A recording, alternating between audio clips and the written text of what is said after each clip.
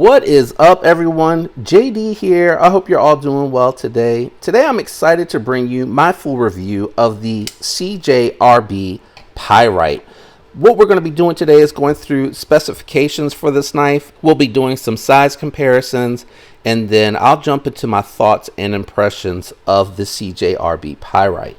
Let's go ahead and get into it. The Pyrite has a 3.11 inch AR RPM 9 blade steel. This is a proprietary blade steel from Artisan Cutlery, and it's done very well. It has very similar edge retention to a D2 steel, but it is going to be more corrosive resistant. Really nice in-house steel, and that's allowed them to put this on a lot of their knives and keep the cost down. The handles are 4.2 inches. You can get them in steel, or you can get them steel lined with G10 overlays. 7.3 inches overall, so not a bad sized EDC knife, and claimed weight is 2.6 ounces. We're going to grab the scale and bring that out here to see if we can verify the weight. So claim weight 2.6, coming in at 2.7, really close to the advertised weight. Not bad at all. Let's go ahead and run through some size comparisons to give you an idea of the size of this particular knife. First up, we're going to bring the Demco AD 20.5 out here, which is going to be pretty close in size. The AD 20.5 is going to be a little bit bigger, and then we'll bring out the Spyderco Shaman, which is obviously going to be a much larger knife, but it is a little bit more closely sized to the AD 20.5. Let me move these guys out of the way. We'll go ahead and grab a couple more comparison knives for size reference. First, we're going to bring out the Benchmade Bug Out. And I've heard a couple of reviewers comment that it reminds them of the Bug Out. I mean, if you're saying that it's a generic knife profile, yeah, I guess you could say that. But to me, the lines are different. This is very clean, straight. It does have contouring, but it doesn't have like a belly to it. And that really, you know, it has rounded on the edge. So it's a safe design to me. I don't really think it emulates it too much. I just think it's a very generic drop point style. We'll bring the SIG K320 out here, made by Hogue. For the other size comparison, you can see the Pyrite is just a little bit smaller than both of these size comparisons. Let me go ahead and get these two out of the way, and then what we'll do is we'll go ahead and bring out the budget knives. I have the Kubi KU321. This is also known as the Kubi Royal. Very similar sized knife here, very comparable. And then we'll have the Buck 110 Plus. USA made knife for under 30. I like this knife because it's a great beater. You can leave it in your glove box, in your toolbox. You can even main carry this knife, and it's done well enough where it'll perform really good for you. You may need to put a better edge than what comes on there from the factory, but it's still a great knife. All right, let's go ahead and do thickness profile so you can see how this will be in hand and carry. You can see here it is thinner than the Kubi Royal, even though they're about the same length. And then we'll bring out the AD 20.5. And if you want, we can just bring out the Bug Out. So you can see here about as thin as the last two knives that I showed you. Thoughts and impressions on this knife. We're going to start with the Ergos. Very comfortable. Very comfortable. If this was an EDC knife that you weren't going to hard use, like if you're occasionally getting into boxes, occasionally breaking them down small enough to fit in your recycling bin, you're not shredding through cardboard and things of that nature, going to be really comfortable. You do have a generous sharpening choil that you actually, for me, I can get the first knuckle in there. So if you needed to do like a little bit of detail work, if you were trying to work out on the tip, you could. I would say if you're going to choke up for that, I would lay it over top. I wouldn't come up to the sharpening choil, and then you can get out there pretty comfortable. This thing has a really thin, slicey, tall, flat ground blade. Beautiful stonewash. Artisan Cutlery, CJRB, does a phenomenal job with their stonewash. I think it looks really good. It has a nice even edge on both sides. They're done really well. So I really do like the entire blade shape. It works really good. Draw cuts, strap pull cuts, push cuts if you need to.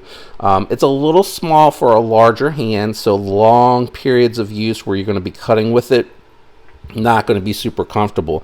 On the paper, out of the box, it was cutting really nicely, so maybe I do need to touch it up. I ran it through some cardboard to touch it, and when to test it.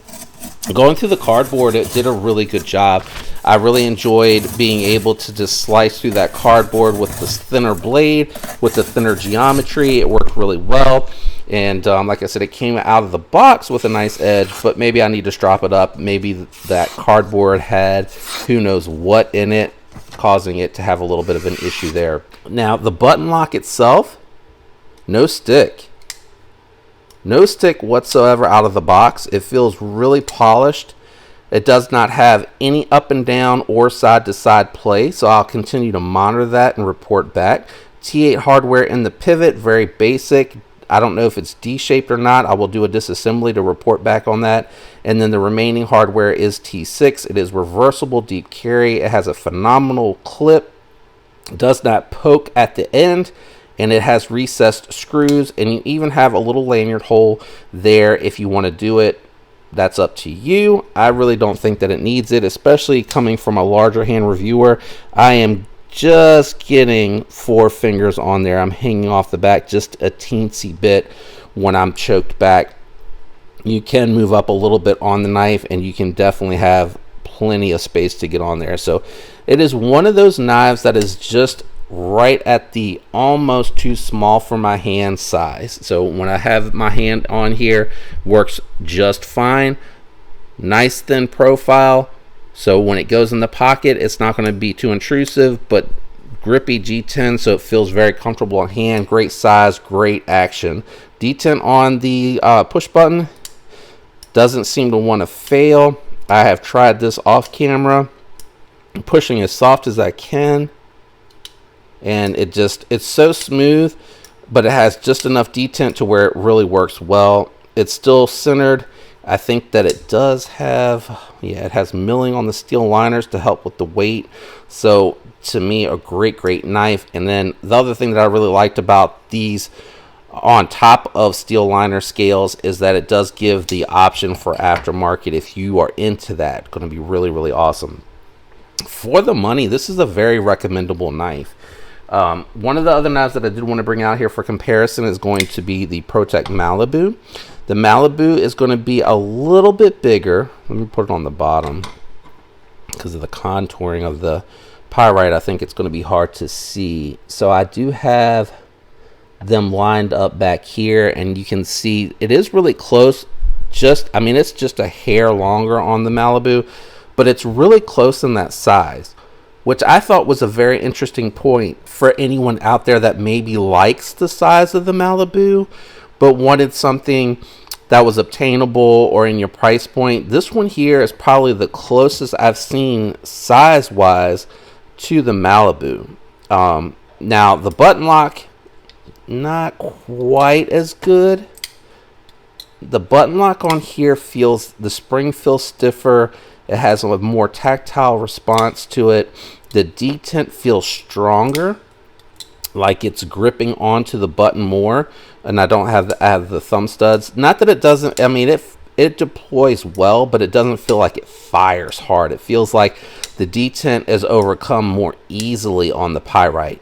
But again, you're talking USA made $200 versus Chinese made under 50. So there's a huge price difference there, but I do want to talk about the difference in the experience with the button lock. Alternatively, another button lock that is out there that I think is a little bit better, but it is a little bit more expensive, is going to be the Altus. The Altus comes in G10 Nitro V steel, and it has just a little bit better, in my opinion, button lock. It feels like the detent's a little bit stronger, like you need to push a little bit more to overcome. The thumb studs on the pyrite feel a little bit better to me than the one that comes on the Altus. The Altus is comfortable, but it does feel a little bit more pokey, but that also could be, because the detent's heavier. But very close in size. You're going to be spending over or right around $70 for the Altus. You're going to be spending under 50 for the pyrite. The pyrite, you're going to have more cutting edge, I think, when I looked at these from the cutting edge. Oh, no, they're the same. I'm sliding. All right, from the cutting edge. I think it's just a hair more, if I remember right, on here. And then you're getting just a little bit more of a neutral handle. While the Altus does fit, my pinky goes over top the back of the knife, whereas this here, it's cut out so that it's more neutral, so the hand feels more comfortable on there. So that is another alternative recommendation, but this is a really good steel from CJRB.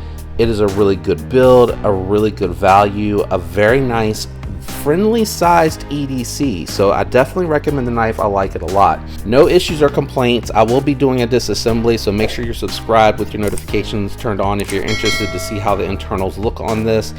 If it's like anything else from CJRB, it is going to be probably, it might be nylon washers, but the bearing should be ceramic, but we'll get down in there and make sure that we take a look. If you enjoyed today's video, do me a favor, leave a like. Consider subscribing if you're not already subscribed. Thanks to everyone out there that regularly supports the channel. I appreciate each and every one of you. I love you guys. I hope you have a fantastic week. Until next time, peace.